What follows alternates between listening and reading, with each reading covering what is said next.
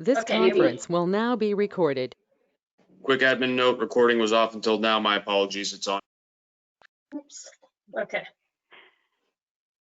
So Georgina, do we want Ruth to go into the solution, or kind of stop here and let the others do? Well, yeah, what do you think? I mean, I think it's obvious, right? Ruth, what do you think would solve this? More modeling? No, definitely not. No, a very basic thing is just to raise groundwater levels. Yes, yeah. Okay. And I think I should let I took the two easy ones, so I'll let somebody else go on with one of the harder ones. You typed your name in first, so you get a gold star for that. So let's go to Dale. Well, no surprise, I'm going to echo a lot of what Ruth said. Since we have experienced that significant drop in the groundwater levels in the Lompico aquifer, and so to that end, that is a big problem. Losing that amount of supply in such a short time, and knowing that we're not, quite in a balance, or we're still susceptible to further dropping in the groundwater levels in Lompico, then having the ability to restore those levels, maybe not back to the historic highs that they used to be, but at least restoring them partially, so that we do have that buffer and we have that margin to operate in. We have a well that's a perfectly good production well that's just sitting there because we can't use it anymore because the groundwater's levels have dropped so far. So it is impacting us in the ability to operate to our full capacity. So that would be under affected, something we add under affected, not only the water districts, but also Mount Herman has a well that is currently out of operational. Dale, is that a Santa Margarita well or a Lompico well? I believe it's screened both, but mostly in the Lompico. It's drilled down to 500 feet. So we are reaching down into the Lompico in that area, but I think it has some upper screens in Santa Margarita. Okay. And as you know, chasing water is very expensive. So the costs of that declining groundwater, as you're dropping your pumps and motors down further, your pumping costs go up, your maintenance costs go up. You then have to drill additional wells that are deeper. So, that cost just keeps escalating, that you have to pass on to to your users. Okay. But would you say now that you've kind of acclimatized to this lower level, or is it still a problem to you? It's still a problem. Well, it's a new problem, other than, we're constantly having to do more maintenance. We find that we have to do more maintenance, and the maintenance costs are going up as, we're dealing with this lower groundwater level. Pumps are burning out faster, things are not, lasting as long. And the groundwater quality in newer wells that we've drilled deeper, now the groundwater quality is not as good as it used to be.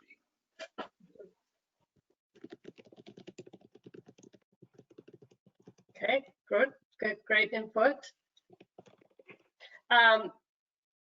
Okay. So you're good with Dale? You'll let him off the hook now? Yeah. Okay. See, there's 14 comments there, so that's great. I'm very excited to hear that. We have Chris Perry next, and then Doug will come in and add to Ruth's problem. Well, not literally. I wasn't going to touch the way Doug typed that in there. No, we are only focusing on groundwater problems today, not Ruth's problems. So Chris, what do you have to add? New problem or add to this? I think decline in the Lompico aquifer, obviously South Scotts Valley. The streams are affected. I mean, I think given that it's mostly in balance. It's, as we've been talking, it's a going forward problem. Right at this minute, you could say it's fine. And also from the strictest definition of Santa Margarita, of the GSA regulations, you know, having that specific year being the baseline, it's probably fine. But as far as stream flows, groundwater dependent ecosystems, et cetera, it's still a problem for them as it is now, because they're getting so they're getting stream flow, but they could be getting better stream flow. So I would add that to who is affected. So Chris, so you're building on the first one, right? You're not. Yes. This is okay. So the lowered levels. Yeah. And then a question about, and I think we don't have to include this or do what Angela said is correct, because the Santa Margarita does recover quickly when it rains a bunch. All right. Mhm. So then we're getting flows, but how do we, it's a problem if we get a drought. Then the Santa Margarita's contribution to being the major contributor to stream flows and the impact it would have on the private well owners. If all of a sudden, you know, we got 10 years with no rain, they would feel it quickest. Right, but what we And that would be in the Santa Margarita. Right. right, but you would, that would still happen even if they would. So in the Santa Margarita, there really are not lowered groundwater level conditions. What I showed you there was that the pumping is not caused lowered groundwater levels. That is purely climate driven, and that's nothing that you as an agency can control. That's what I was saying. I was saying if we had an extended drought, then it would be a problem. Okay. But Georgina, you're pushing back, saying that is not under the purview of this agency. Right. That's what I was asking. That was my question. Yeah. Okay. That's something we don't bother with. Yeah. Okay. So declined. Anything for the solution? Anything to add, Chris? No, raising groundwater levels. Okay. Let's go to Doug Angfer. Comment on previous problems, all kinds of them. Right, and this, Chris hit on the core issue that I wanted to make sure we thought about in the context of the lowered but stable levels in the Lompico, and that is the effect on base flows. We saw in Georgina's presentation that the Lompico, and actually to a greater extent the Santa Margarita, contribute to creek and stream flow. We got to remember that there's not only just an direct impact on stream flows, but there are also impacts on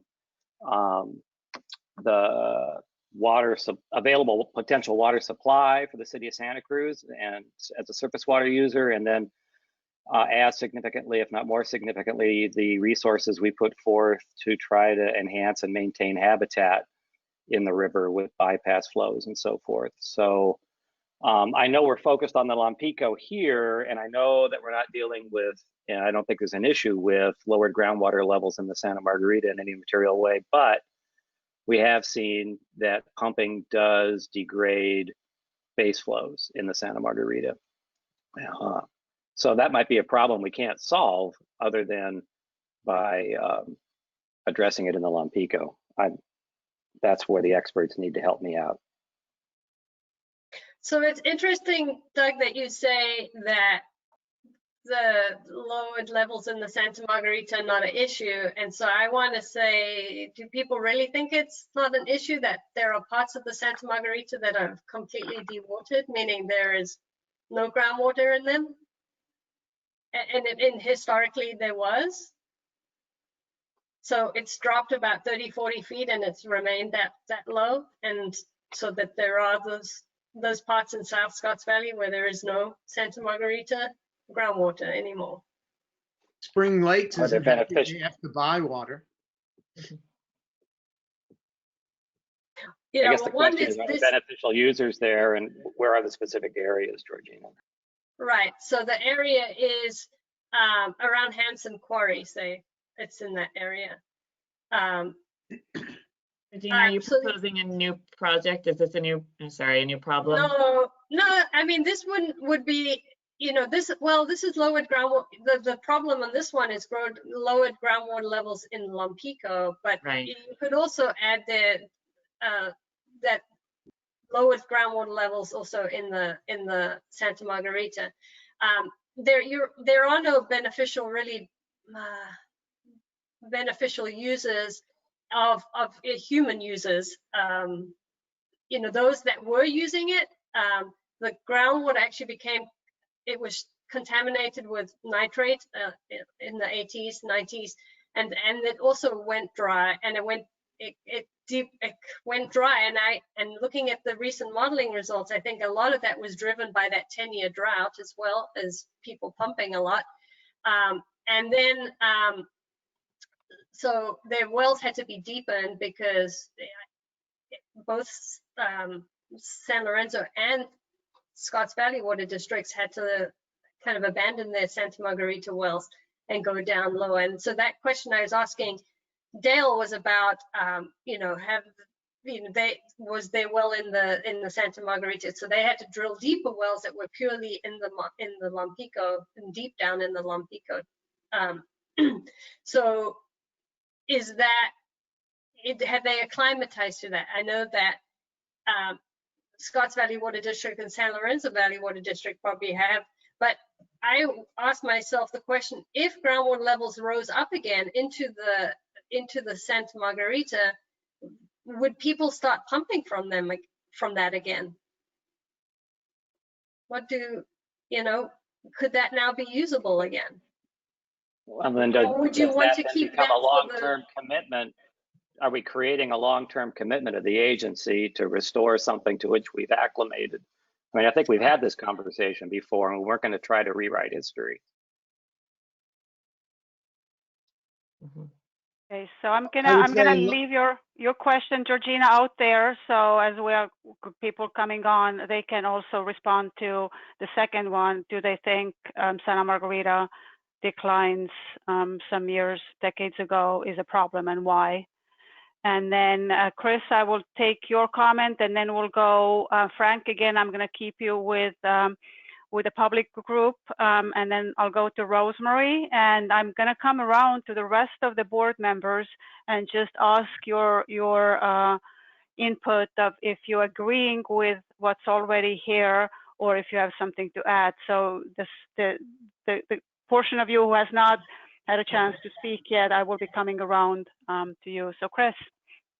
I made my main comment. The only thing I was going to add was when you're saying who would notice the difference, it would be a place like Spring Lakes off of Mount Herman Road in Scotts Valley that used to have lakes that were springs. And now they buy recycled water from us and fill them up, or they pump water out of the ground to fill up their lakes.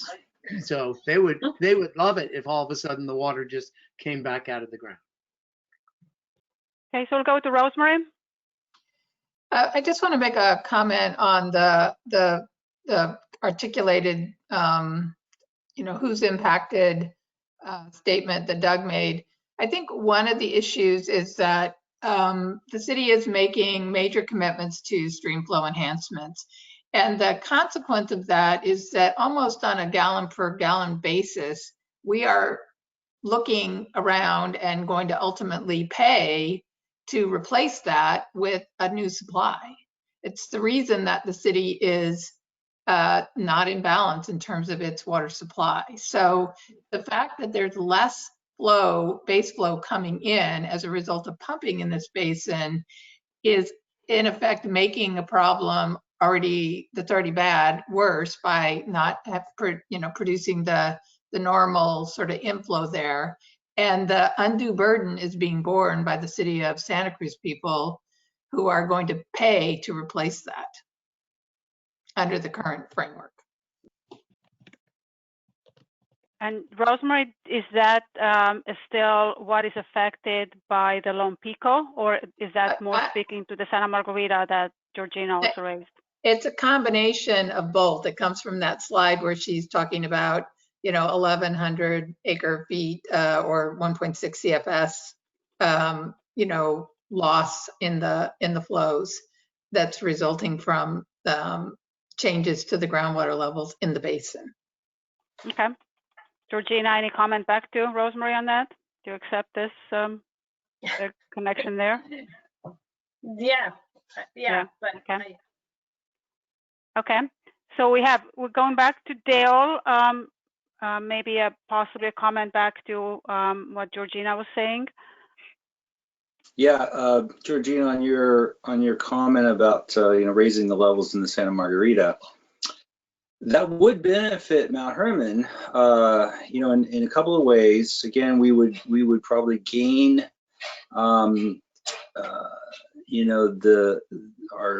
our well that's not being used right now. We would gain the operation of that, and that would give us a lot of operational flexibility.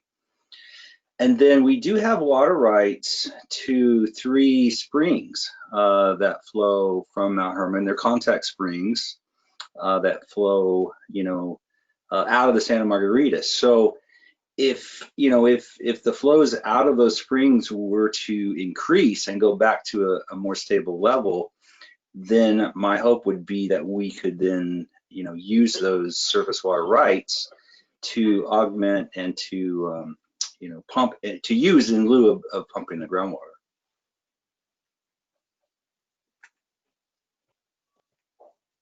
Okay, you stumped Georgina with this. No, that's good. I'm just accepting. I'm not gonna. Yeah, there's nothing to say to that. Yeah. Okay. Well, great. So let's go around the room. I would like to hear from the county reps. So we have Bruce. Anything to add, or just an indication of where you feel here the list is? Well, I think we have limited storage. I don't know if this fits here. If we have the limited storage options, we're not going to build any dams. We know that. So recharge and other solutions have to be evaluated, I would think. I'm just concerned about the storage options that we have in general. That's a broad question, but that's how are we going to rebuild the storage that we have? It's not unlike the energy issue that we're facing elsewhere too, that I'm facing at this point. But that's just a basic question that I'm concerned about: the storage options that we have, or what's available to us. What are the best options? Okay, Georgina. So yeah, it's interesting you bring that up, because lowered groundwater levels in themselves might not sound good, but to some people they present an opportunity for storage. So there's no surface water storage really out there, but you now have this big, not hole, but you have an area where you can put in quite a lot of groundwater to store for temporary storage or whatever. But getting that supplemental water supply to put in that storage, I wasn't terribly clear on the storage you were referring to, because there could be many, but I just thought I'd bring that point in because I wanted to talk about that. No, that's just the options in general. I think that's an interesting point. If we have lower levels one place, so we can have that used for storage, but it would be a transfer of some type for sure. I would guess have to happen, but I don't know if that's feasible or not. It's one of the options we're looking at. Yeah. Okay, we'll put it down there. JM. Hi. No, I really don't have anything significant to add. I do want to just underscore the point about the vagaries of climate change and how difficult it is really to plan for those.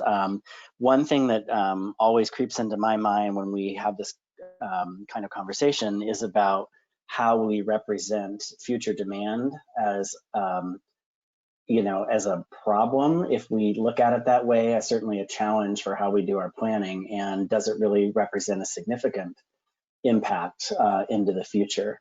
And I bring that up from the county's perspective in that we are answerable to our regional housing demands by the state.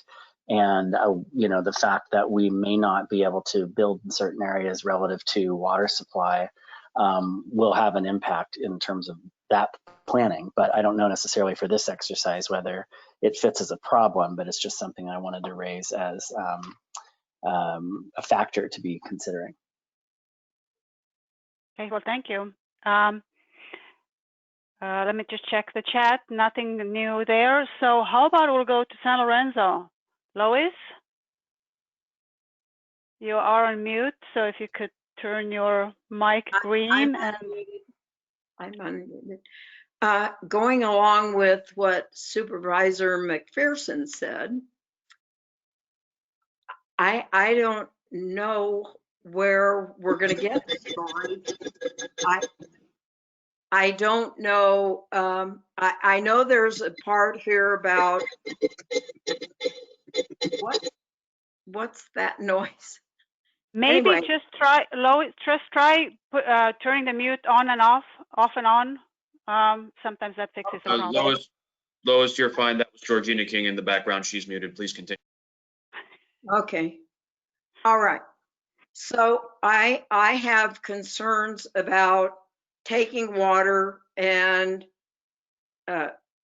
putting it into the ground for storage. I'm not sure if we really know how that's going to work out. And then where are we getting the water? This is going to sound stupid, but where are we getting the water from to put in the ground to make more storage? Are we only going to do that somehow out of the river, or where's it coming from? I don't know where we're going to get more water from, and so I'm kind of in Supervisor McPherson's elbow, I say, or in his pocket. I have a question about where we're getting this storage. Okay, but otherwise this is still in support of the same problem we're all talking about, lowered, decline in Lompico. Right, right. Yeah, thank you. We have a comment from Doug on Lois's. Not a problem, a concern this time. Right. Well, and just to make sure we're thinking about this stuff comprehensively and holistically, I mean, that aquifer storage and recovery is a key part of one leg of the City of Santa Cruz water supply augmentation strategy. And yeah, Lois, you're absolutely correct. That water, that extra water, so to speak, does come from the river in the wintertime when there's potentially plenty of it, and we treat it and we'd have to pump it up there in order to get it in the ground into the Lompico. So there'd be tremendous investment involved. But between there and Purísima, we do see that there's at least a possibility of being able to do storage as long as we can get some back out when we need it without harming groundwater levels in any durable way. It could be a situation where we solve our problem and we help solve the groundwater level problem at the same time. Okay, thanks, Doug. Very, very appropriate. You know, and we don't know if we can, how much of that will actually come to fruition, but we certainly have some plans what we could be using to put into the groundwater. So I know I have Ruth and Jack here. I also want to hear from the private well owner representatives and Gail, but I would also like to take a quick break here, if you don't mind. We have about an hour left, so let's take a 5-minute break. Let give Sarah a little breather so she can collect her furious typing, and let's be back here. It is my clock is 7:26, so we'll come back 7:31.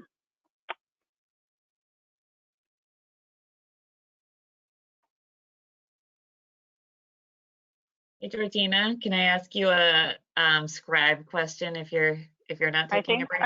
I think she's taking a break too. She is taking a break. Okay. Yeah. I should have been doing all these on different rows of the table, so I think I might fix that now while Nick is, you'll all come back and see them different looking. Or it might work, Sarah, to continue it, because I think her main concern was if there's a lot of comments back from her that she wants to line up, but it sounds like she's in agreement and accepting most of the.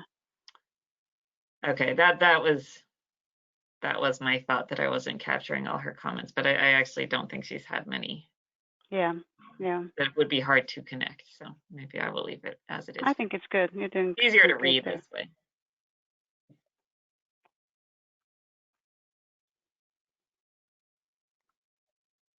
Hey, Perrette, I have a question for you, not related to the GSP. It's more of your process.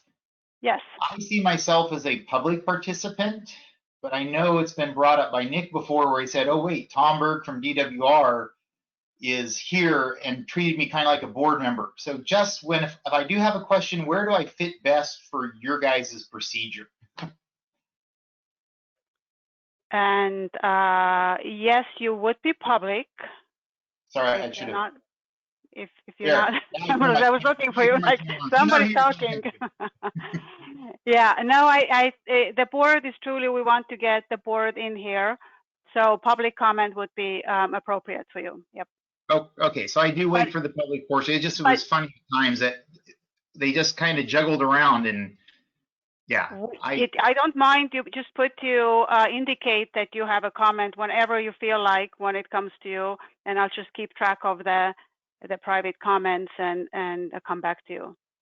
Oh no, I don't want to put down comments at all if I can avoid it. Don't get me wrong. Put down your comment saying you have a comment at any time, and leave it up to me to herd the cats.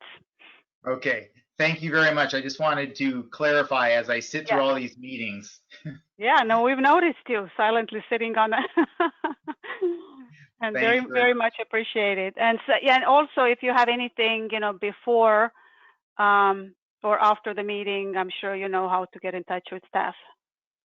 Yes, and on occasion, Georgina too has sent me notes. So we don't do anything that would be, interfering with the board business, but sometimes questions pop up more of a technical level that she's contacted me. And also that's another kind of area of, if you're actually responding to somebody because it is an area of your expertise and you have something to offer, if you just put comment to or response to somebody's comment or question, I could just take you then rather than waiting for, half an hour later when nobody remembers what we're talking about anymore. I'll remember that. Thank you. Okay. Perrette, just confirming we are going to surface other problem statements besides the Lompico. Only if they come. Those are the ground rules that Georgina said, that she wants this to be board driven, and it's up to them to surface them what they feel is a problem. So yes.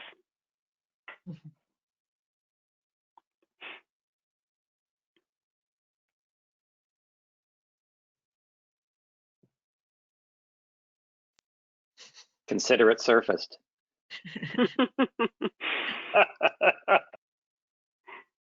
Consider it surfaced.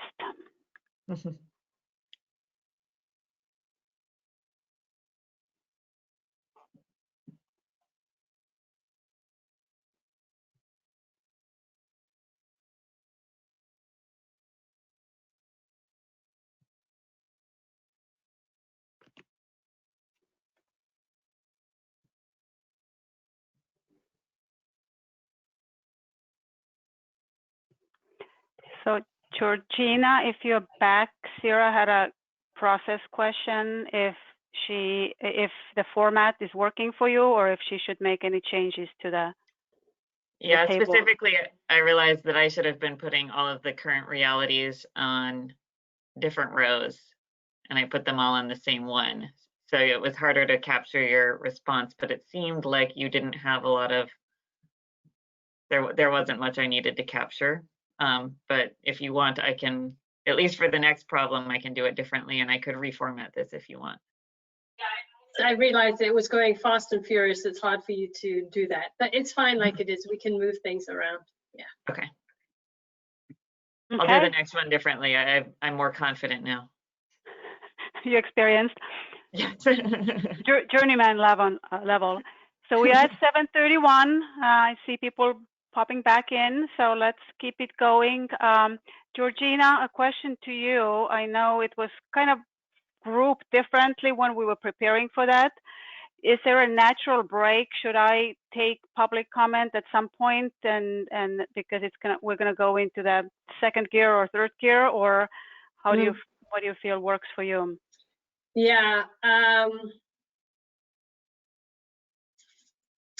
Yeah, maybe. Yeah.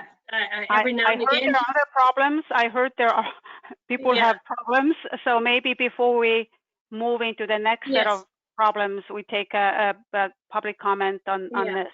Okay. Although this is, this is taking a fair bit of time, so maybe every 20 minutes or something you stop for public or something like that. Yeah.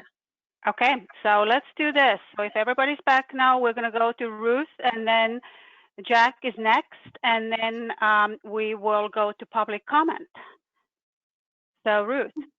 All right, so this is not in the same scheme as many of the other issues, but we don't know much about what's going on in the Butano, and we've heard many times from Georgina that we need a monitoring well there to figure it out. And I'd like to figure out what in the world, where's all the water going that we're not pumping out?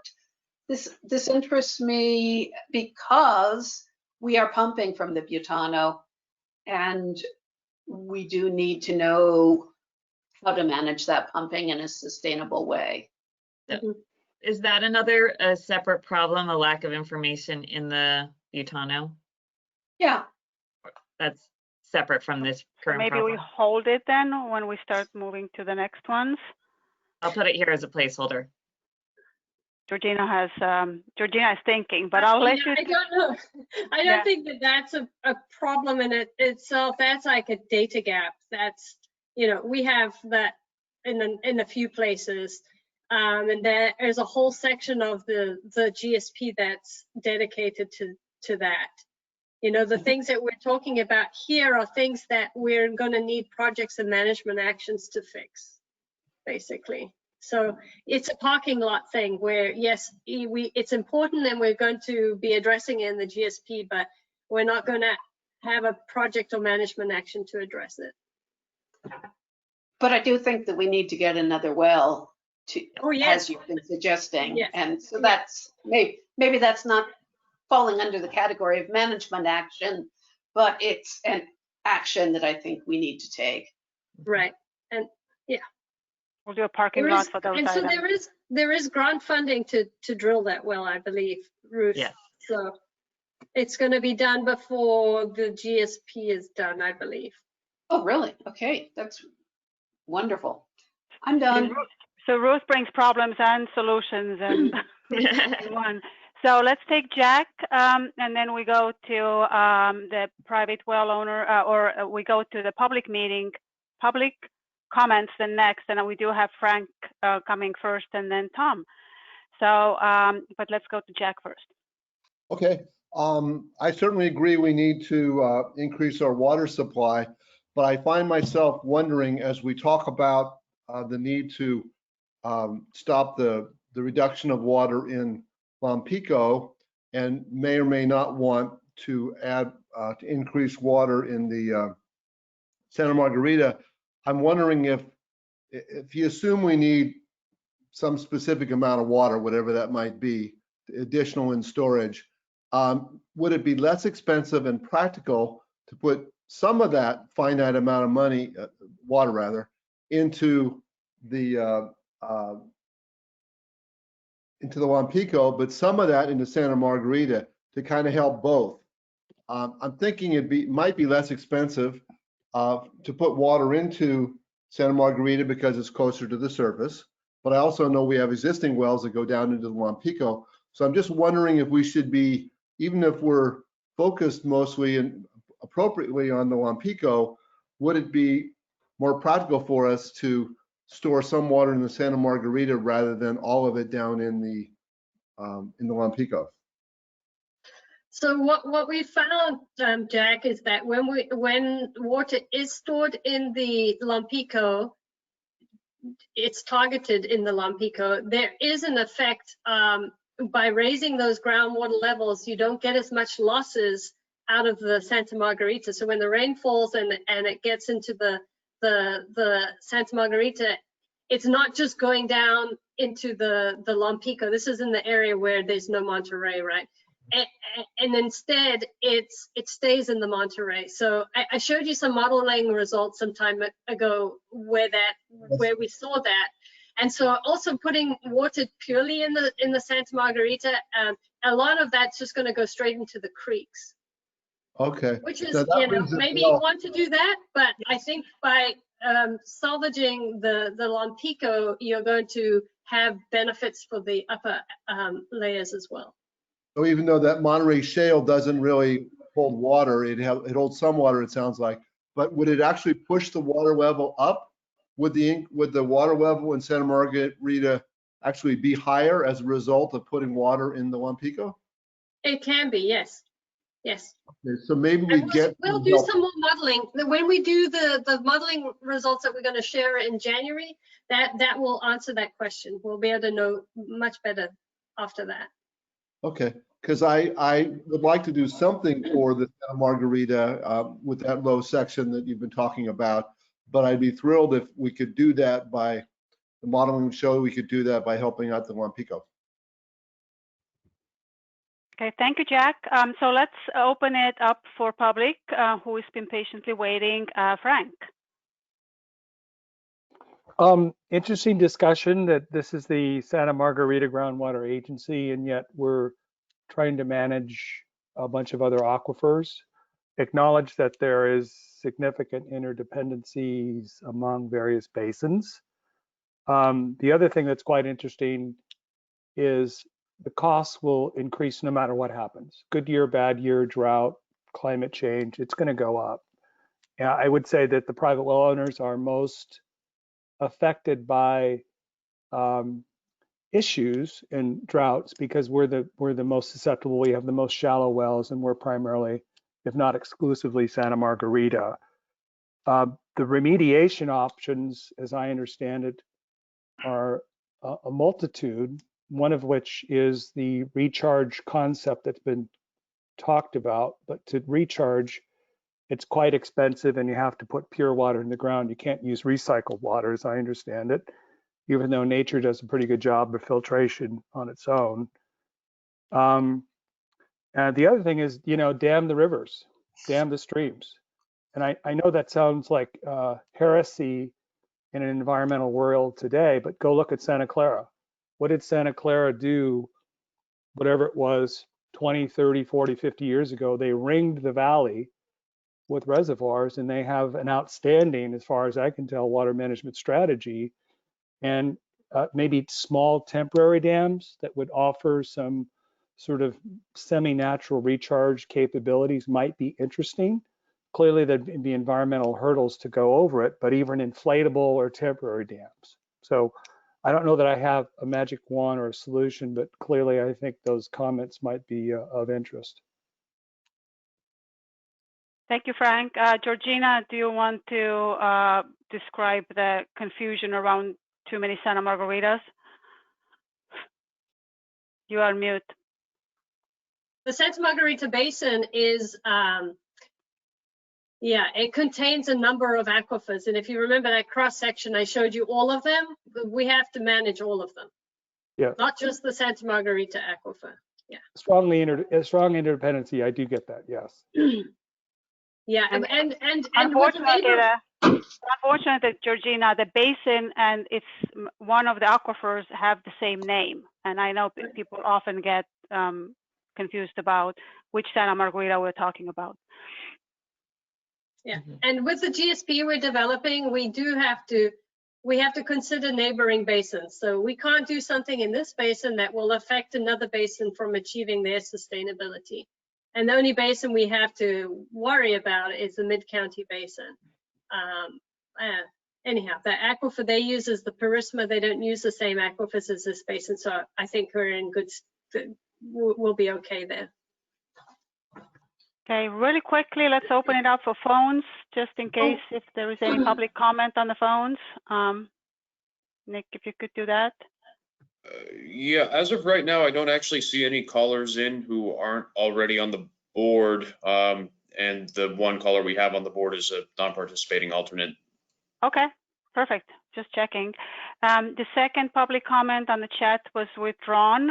So let's move back or on to the director's comments.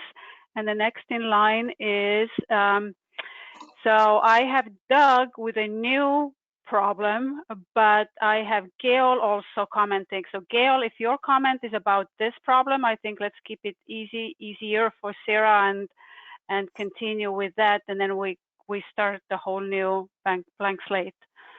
Gail. Yeah, yes, it's still on the Lompico problem. I mean, we've talked about ASR as one solution to the Lompico, but a cheaper solution is in lieu use. That is resting the Lompico wells and letting, for example, water either from the San Lorenzo River or from the San Lorenzo Water District in winter going over to Scotts Valley. In addition, I'm a little worried about the ASR.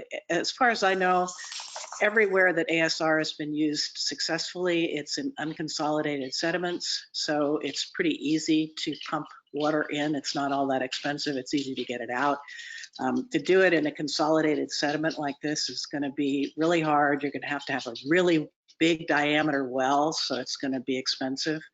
And then finally, we have an arsenic problem already with that water. And as I understand it, one of the first test wells had arsenic above MCL levels. As soon as you start messing with aquifers like that do have clays in it, you change the pH and the EH, and you can get bad things coming up. So I think that we need a whole lot more testing on ASR before we plunk a lot of money down on that when there are some simpler and less expensive things to try first. Thank you. Okay, good point. But otherwise, you are in support of this. This is a problem in the. Oh, of course. Okay. Okay. It's obviously the biggest problem and most. Okay. Okay. So I would like to hear maybe for just to wrap this up, this problem area from Eden. Do you have something to add or confirm that this is something that you feel we're on moving in the right direction with this problem? Sure.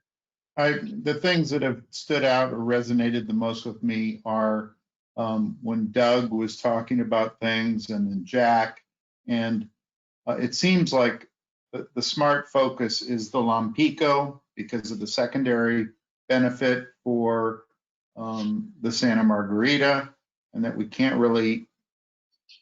there's no smart way to focus on filling up the Santa Margarita unless we do it from some other direction, and that once the Lompico maybe assists the Santa Margarita and the level's not dropping as much, then it has the third level benefits to the GDEs and the city of Santa Cruz. And the other thing that I'm curious if we know, maybe we don't know this yet, what percentage of San Lorenzo Valley Water District water comes from Santa Margarita pumping?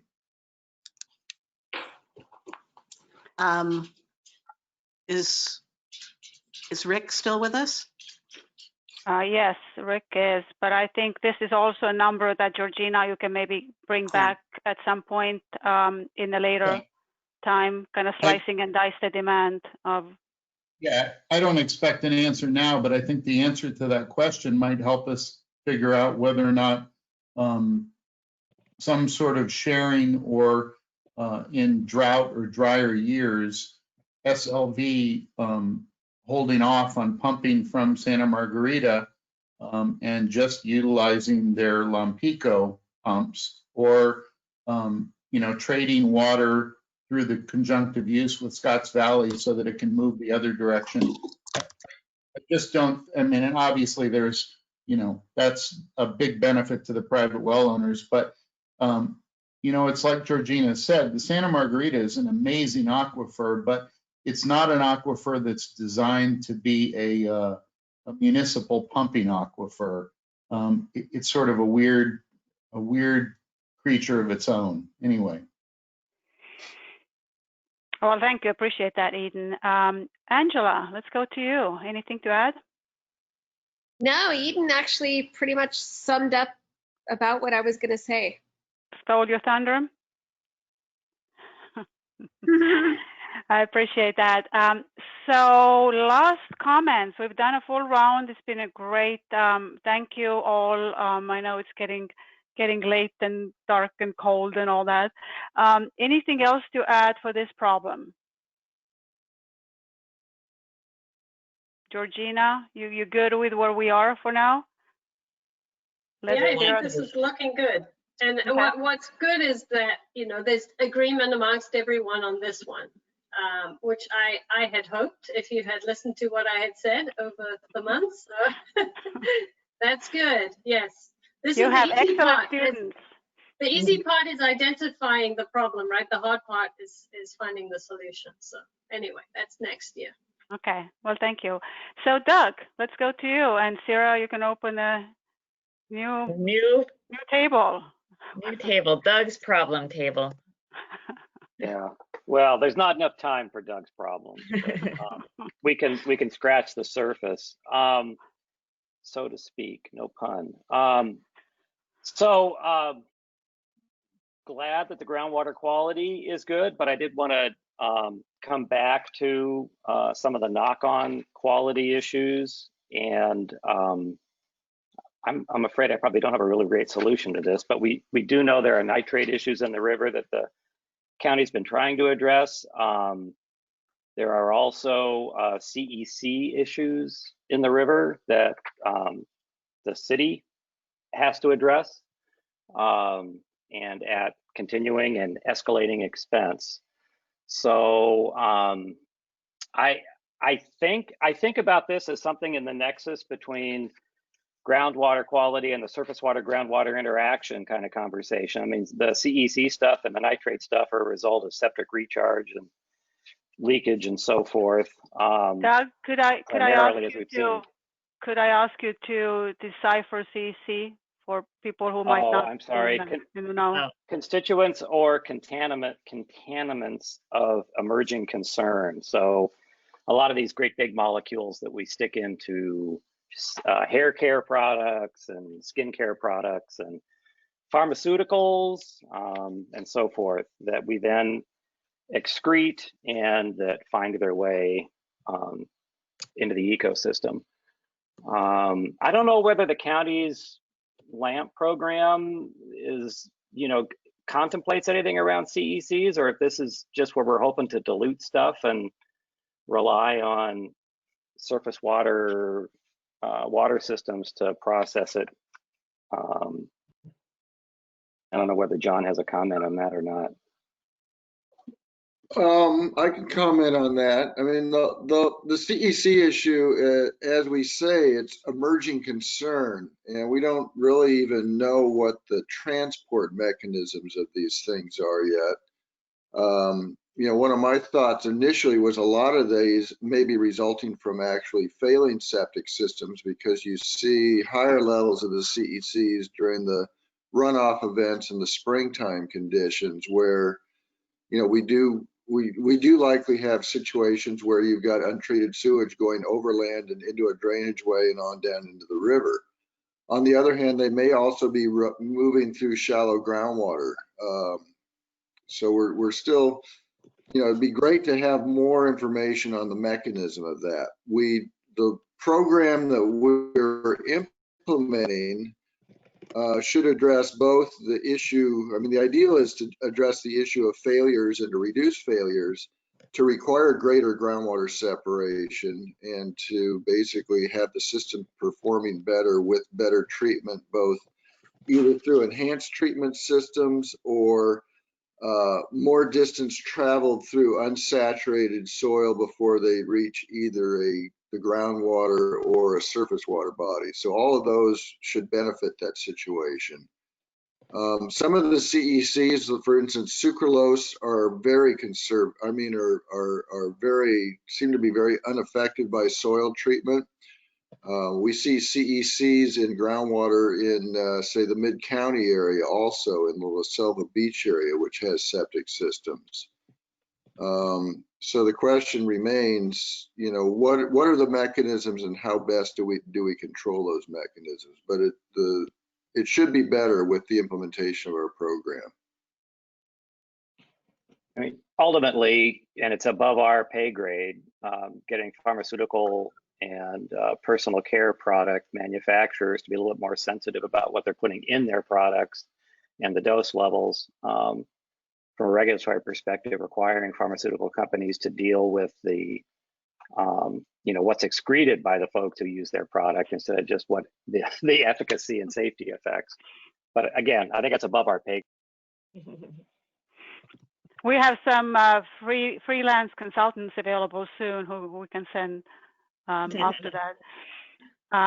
So Georgina, should we try to tease the other fields out of the problem that Doug posed here, the location and who is affected? I mean, who is affected, I think that is part of the problem sentence there, City of Santa Cruz, possibly. The location. Yeah, and I think the location he pretty much was talking about San Lorenzo River, yeah. Okay.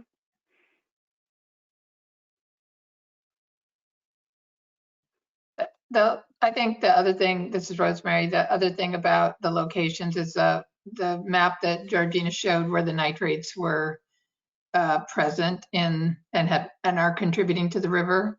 So one of her presentation slides had a couple of places shown where it's an issue. Well, that's where there's data. I'm sure it's all over the basin. It's not, that's just where we have actual data. So I think it's typical of what is probably throughout the basin. Yeah. And you might broaden City of Santa Cruz water users to water users and other agencies we collaborate with, since there may be some water exchanges and transfers in the future.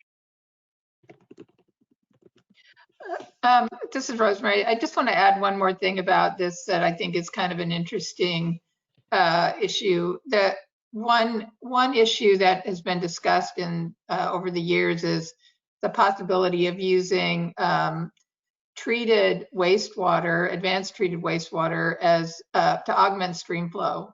And it's done in other communities, but one of the major constraints to doing that is the existing nitrate levels in the San Lorenzo River, which does not really allow for the potential to put highly treated wastewater in as a surface water augmentation for environmental water use, for example.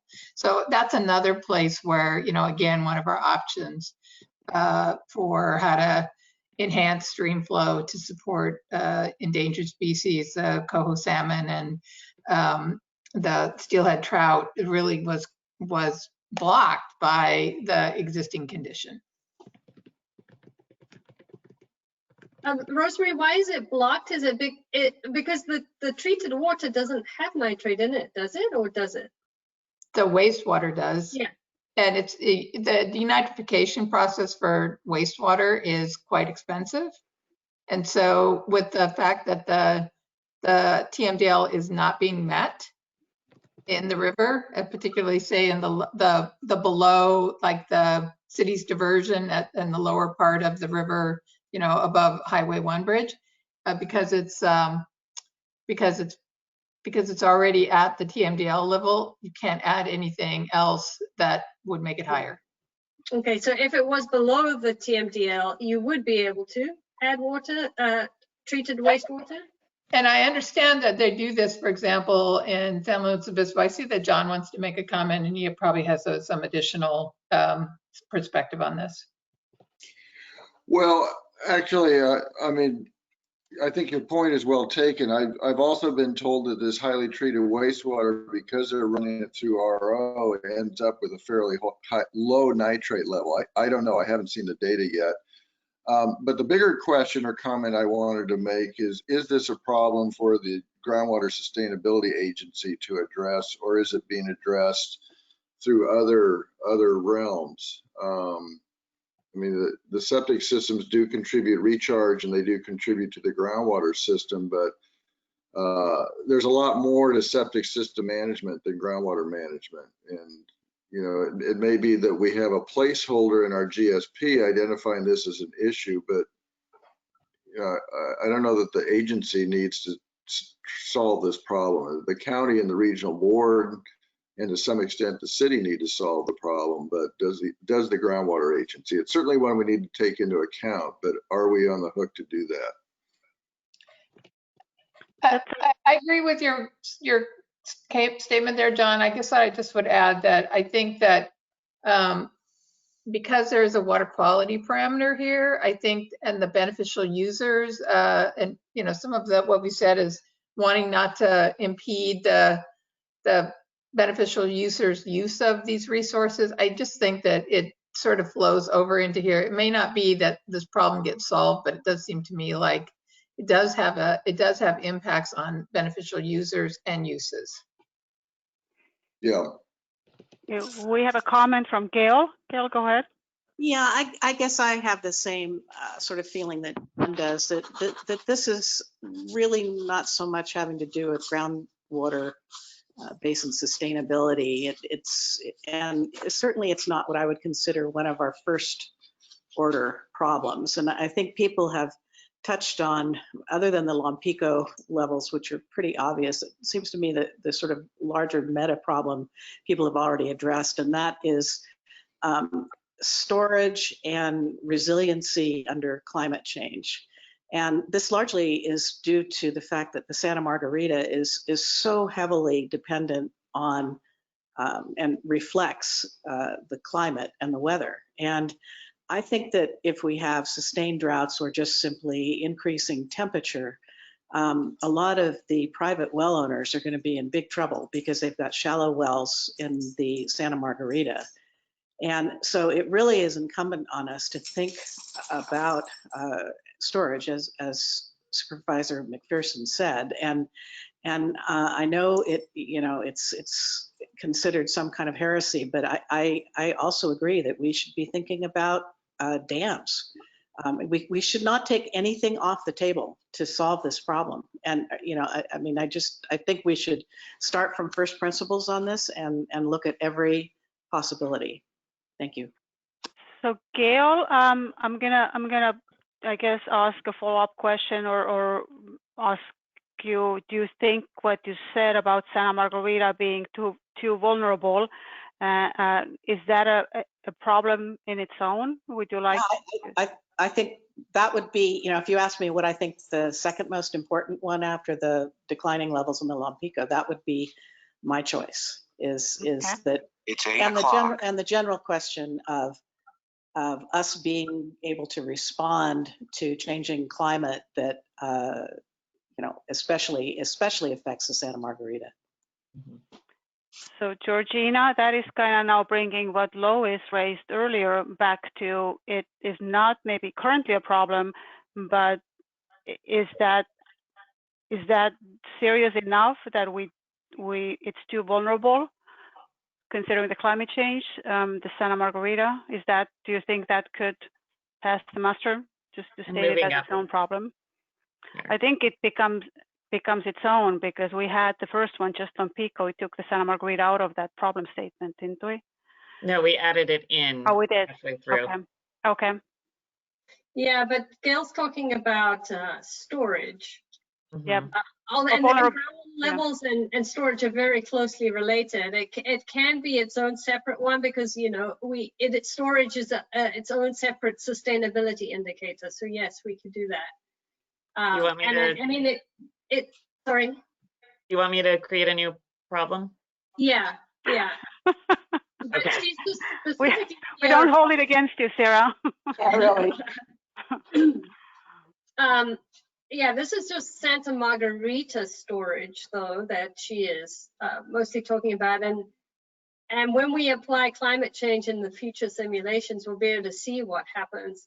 I mean, I think that drought, that 10-year drought in the mid-80s, mid-90s, that was pretty bad. I have to see, I haven't plotted up our climate change to see if we have a 10-year, a long drought like that in there. I know we have hotter temperatures, slightly lower rainfall, but I'm not sure what the sequence of years are going to look like. But you know, we'll get an idea of how the basin responds once we run those. So I think it was private well owners that Gail pointed out as a affected group there, Sarah. And we have a comment from Angela. I'm going to go to her, but then circle back maybe to Gail to see if the problem location could also be defined more closely. So Angela? Yeah, I just wanted to elaborate on Gail's comment that I feel like storage is definitely important, whether it's storage tanks or reservoirs or, you know, trying to increase our current aquifers. You know, I know getting them back up to 100% capacity is probably not feasible, but at least, you know, maybe we can get them to 75 or 85% capacity. But I mean, from all of the previous presentations we've seen, they've talked about how drastic climate change is going to be in the future. You know, that the droughts will be longer, the rainfall will be more drastic, but in a short period of time, which means it's just going to run off into the ocean. You know, they keep talking about this. So we really have to think about, I mean, we can't just assume that, oh yeah, that drought that we had was just a one-time incident. We have to actually prepare for the worst case scenarios. And to me, if we're preparing for those worst case scenarios, really, I mean, Gail hit the nail on the head by saying storage is key. And whether, you know, it's the reservoirs or the aquifers or storage tanks or whatever, we do have to think about every avenue. Okay. Gail, I'm coming back to you because you started this all. I So do you have a think location there you would like when Sarah you say to? location, I guess I just brought up the Santa Margarita because that's the formation in that it's the most striking one. But I guess the main reason I brought it up is we have not really seen the effects of the climate modeling. And one of the reasons we were having this workshop tonight was to talk about problems so that we can affect the modeling going forward. And this is one I feel very strongly about. And Angela actually just listed all the reasons that the climate could be different and that a 10-year drought in the past is not the same as what could happen in the future.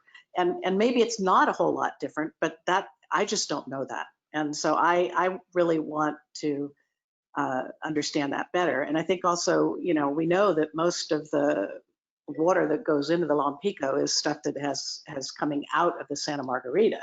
So that is also affected by climate. There's certainly a lag in terms of the rainfall, and it's the amplitude is not as large, but it's also affected. So I kind of view this as a system-wide problem, not something that would be particular to any area, but maybe other people have better ideas for that.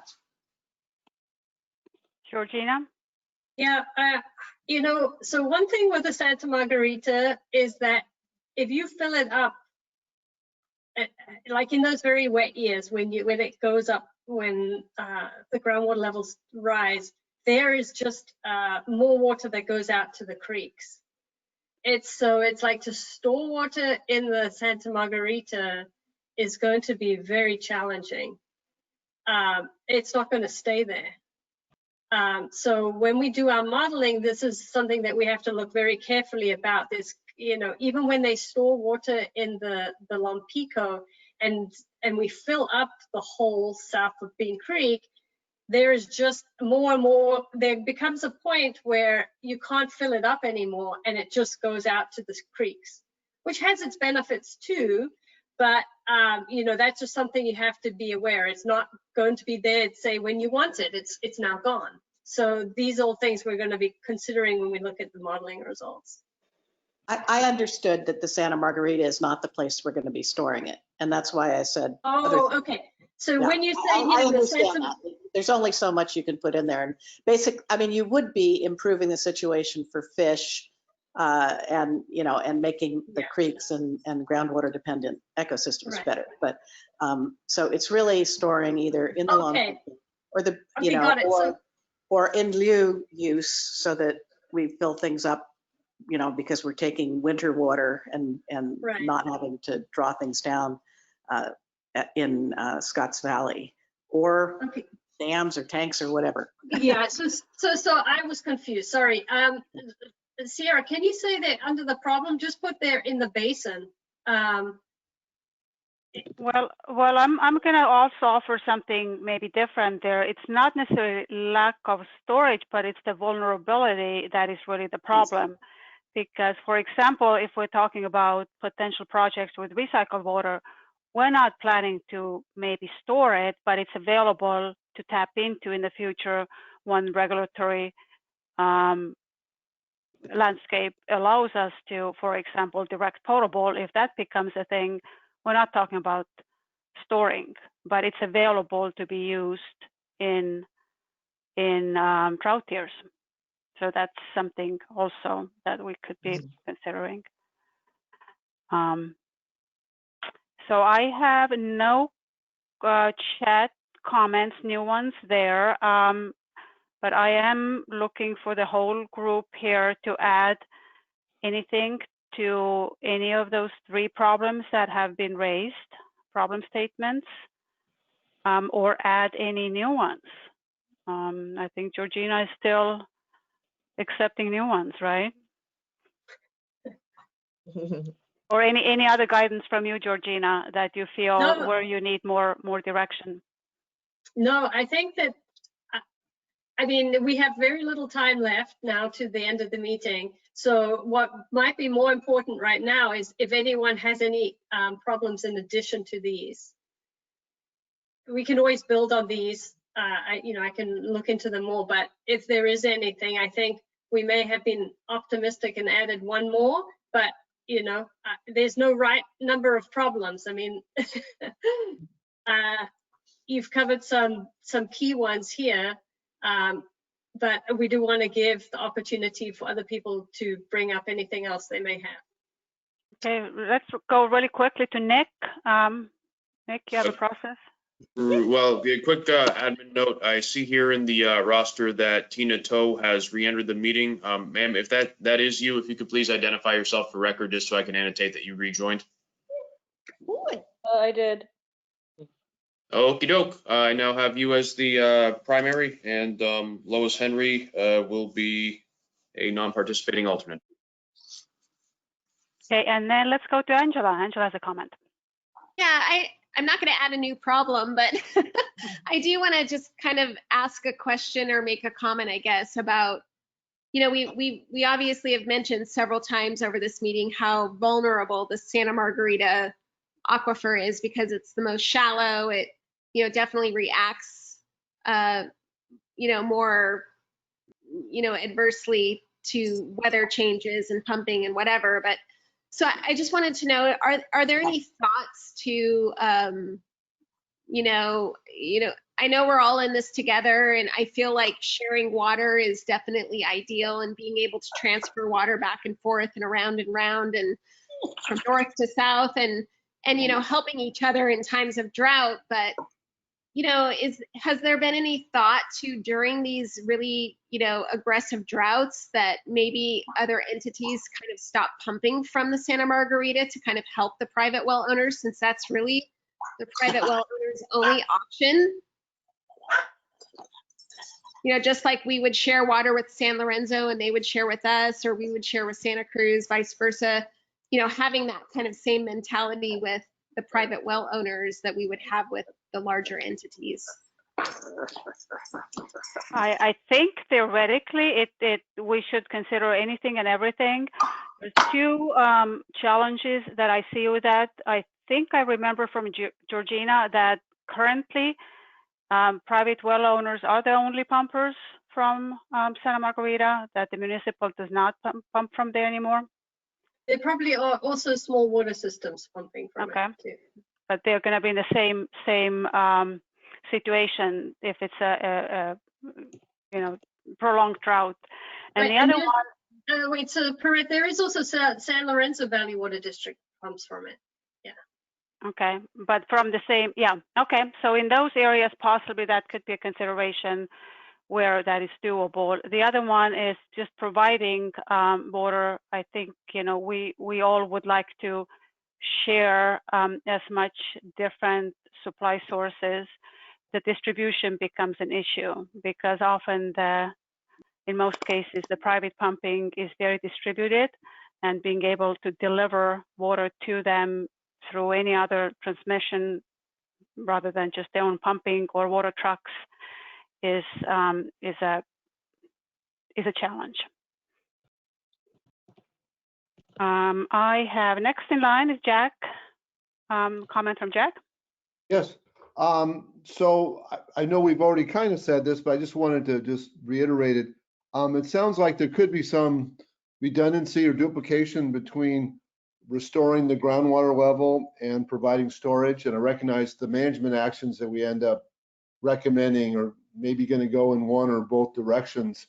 But just want to be clear that those may be the same thing, that like adding water to the Lompico is providing storage and increasing the water level, so that they may be the same thing or they may be different things. I understand they might be different, but they may not be. So just wanted to make sure we're clear on that. But I like the ideas here, and certainly I'm concerned too about climate change and recognizing it's not killing us right now, but I would sure feel good about describing that as a problem statement because it sure seems like it's staring us in the face. Those are my comments. Okay, thank you, Jack. I do have Lois next, but Lois, as Nick diligently recorded, we do have Tina now being the participating member from San Lorenzo. Yes, she just joined 5 minutes ago. So okay, I didn't hear that, and I heard my name, and that was all I heard. So yeah, now she just joined us, and Nick made a note of that. So sorry, I have to skip you. It's kind of confusing. Okay. Yeah, it is a little hard with this virtual format. Let's go to Eden. Yeah, I can't put words in Angela's mouth, but you had just addressed her, the general sharing idea, Brett, and I think maybe she meant sharing with those that, like private well owners that rely primarily on the Santa Margarita. The way to share with them is not by trucking water or piping it, but by refraining when not entirely necessary from municipally pumping from the Santa Margarita. Okay. Okay. Yeah. No, that's that's very location specific. So I'm not sure what we have, how much data we have for those specific areas to model it. I think that could be something that Georgina needs to give a little more thought and then come back next time with a more structured response or a thought through response to this idea. Okay, anybody else? I don't have anybody in queue here. Georgina, I'm going to turn it back to you then so you can wrap it up. Okay. Do we have to leave 10 minutes at the end, correct? Or I don't think we have anything, Nick. No, no, I really just did that more out of force of habit. 8:30 is the end time. It's not going to take very long to adjourn unless the board chair thinks otherwise. okay. So thank you all for your input here. It's going to be very valuable as I navigate our next steps here.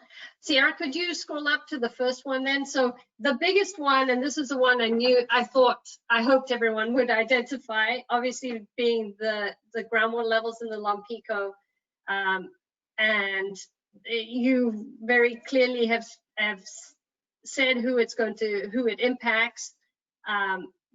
Dale gave some good input there on his issues, and you know, private well owners are not so much there.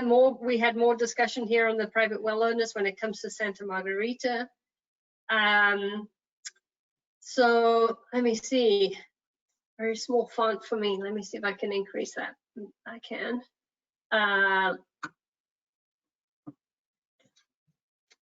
Yeah, okay, I think keep scrolling, Sierra, and thank you for taking such good notes. And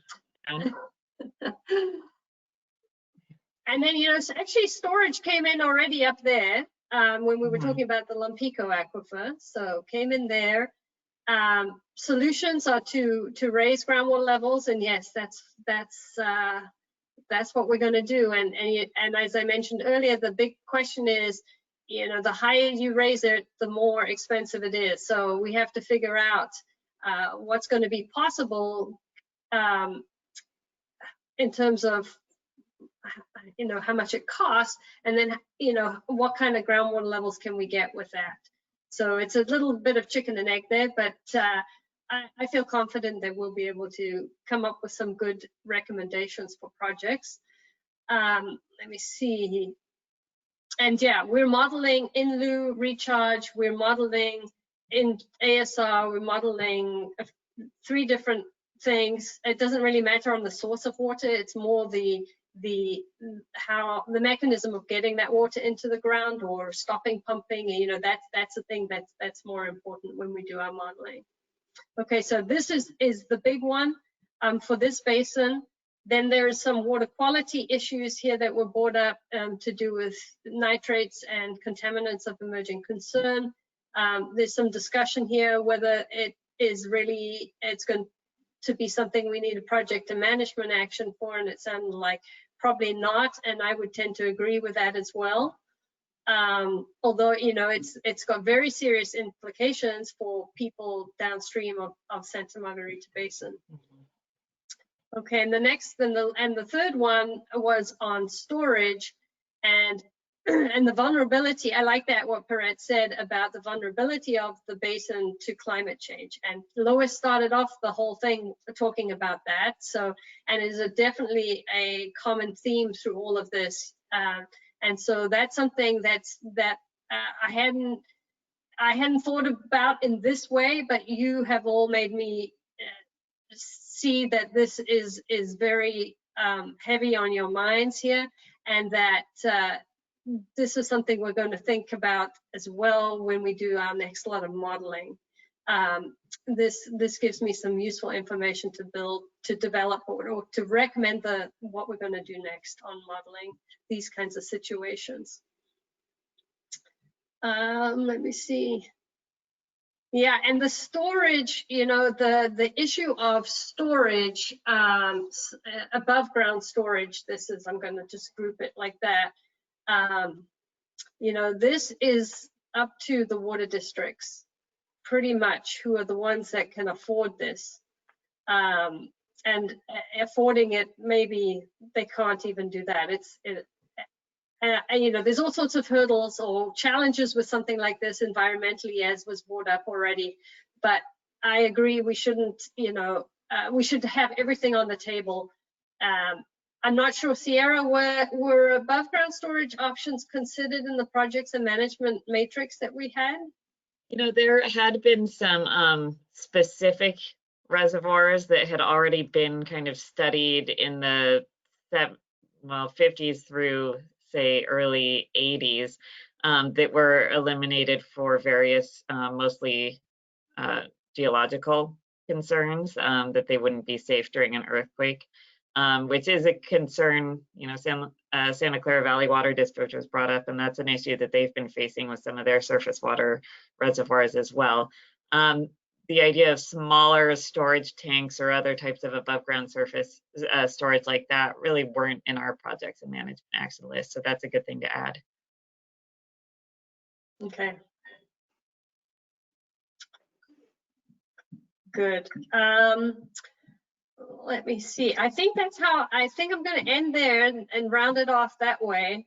Again, I'm going to reiterate, thank you all very much for your input. You know, this is your plan. This is not mine, and that's why I hesitate to really offer up too much. I might prod with, I think something's missing, but you know, this is the locals plan, and I think that you've provided some really good information we're going to use going forward. Okay, Perrette? We are the best group, right? The best. Yes. The best. Okay, awesome. I'll turn it over to the Chair Perry. Okay. Actually, real quick, before we do that last thing, could we just do one more sweep for public comment? Okay, thank you. Yep, let's do a round of that just to be safe. Any public comment? I don't see any in chat. And if the phone situation is still where we were, that there is nobody else you can see from there to turn off and on, Nick? That is correct. I still see no callers coming in, at least none who have already been identified as non-board members. So Okay. phones are clear. Okay, so now we do turn it over to Chair Perry. Okay, I'll take it for this part. That's your favorite part? Brings us to a very complicated portion of the program this evening. Can I get a motion to adjourn? So moved. Easy. Second. All Oh, right, you got a choir. done. Everyone, thank you very much, everyone. That was good work. And we finished ahead of schedule. Congratulations. Thank you We all. love you, Good John. seeing you all. John, we expect to see you anyway. Yeah, we'll see you next What are you time. gonna do with your evenings otherwise? Happy holiday. When's Thank our you, Kira. holiday Thanks, party Georgina. anyway? And this was it. This was the party. You didn't know? All right, folks, we'll see you all next time. Thanks for coming out. Nick is gonna turn us off. Bye. Thanks. Bye.